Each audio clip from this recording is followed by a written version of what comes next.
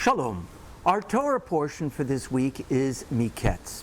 And in this Torah portion, we see that Joseph has been released from prison. You may remember that Joseph was falsely accused of trying to seduce his master's wife.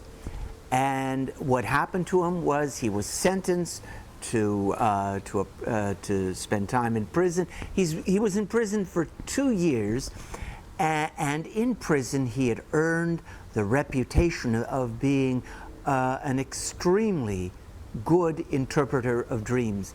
Pharaoh has had some dreams that none of his advisors can interpret. And Pharaoh has heard about this young Hebrew in prison who is an excellent interpreter of dreams, and he brings Joseph before him, and sure enough, Joseph correctly interprets these dreams. Pharaoh recognizes what a brilliant man Joseph is and raises him up to a very high position, the position of vizier or prime minister of Egypt, only slightly under the authority of Pharaoh himself. Now, holding this high position in Egypt, Joseph has a number of perks and is given a number of gifts. Let's read about one of these rather surprising gifts that he receives.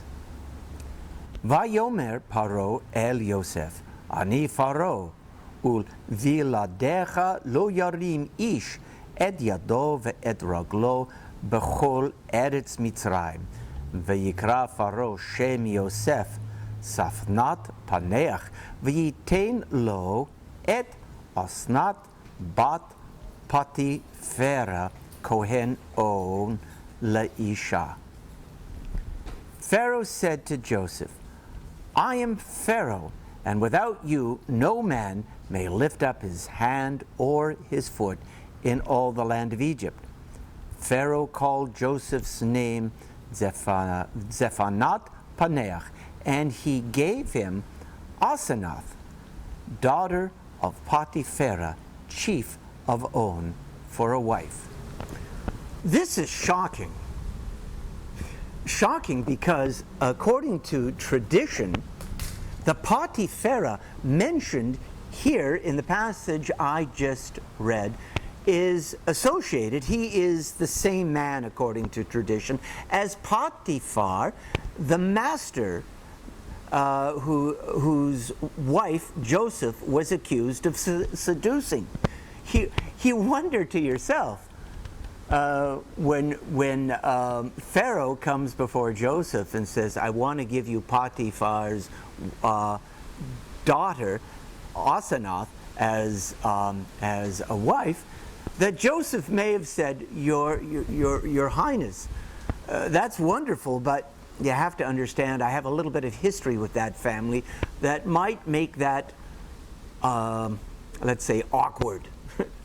But no, he marries Potiphar's daughter Asenath, the daughter of that same woman who had accused Joseph of having tried to seduce her. So what's up with this? The Midrash tells us, has a wonderful take on this. The Midrash tells us that Potiphar's wife had a vision or a dream.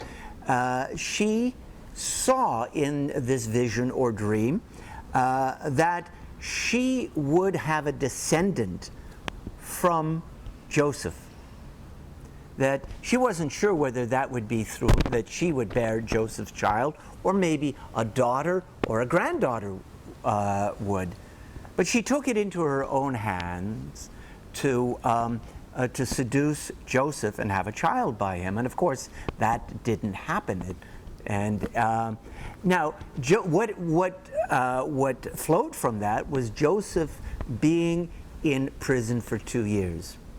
And if we follow that midrashic train of thought, we cannot help but wonder, what was Joseph thinking about during those 2 years? He probably was reflecting about his relationship with his brothers. Now, you may remember earlier, Joseph, when he was 17 years old, had some dreams of his own, dreams that obviously predicted that he would come to rule over his brothers and his parents. And his brothers didn't like that in the least. It annoyed them, and they threw him into a pit, and eventually he's sold into slavery and ends up in Potiphar's household. Now, it didn't matter what the brothers did. It didn't matter what Potiphar's wife did. Joseph's destiny was declared by God, and it was going to happen one way or another. What the Midrash seems to be telling us is that Potiphar's wife had acted with pure intentions, and that her sin, and perhaps the sin of Joseph in his earlier years, and Joseph may have come to realize this, was that they had tried to more or less push down the throats of others a destiny before its time had come.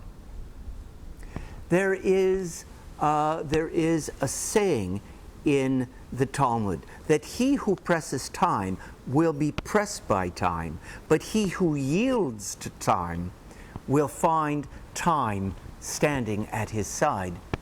King Solomon reflects also on timing in Ecclesiastes when he says, "For everything there is a season, a time for every experience under heaven." Destiny will always find a way of manifesting itself in life.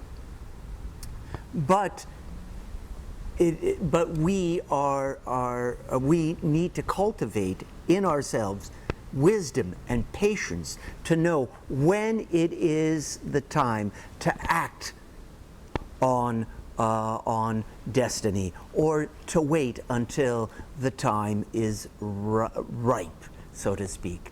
That is really one of the greatest wisdoms that there is to acquire. So I hope that you will read this week's Torah portion and come to your own conclusions. Shabbat Shalom and Happy Hanukkah.